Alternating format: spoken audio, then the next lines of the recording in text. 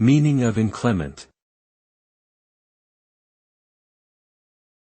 Inclement. Inclement. Inclement. Inclement. The word inclement refers to weather that is severe, harsh, or stormy. It can also be used to describe an unpleasant or unfavorable situation.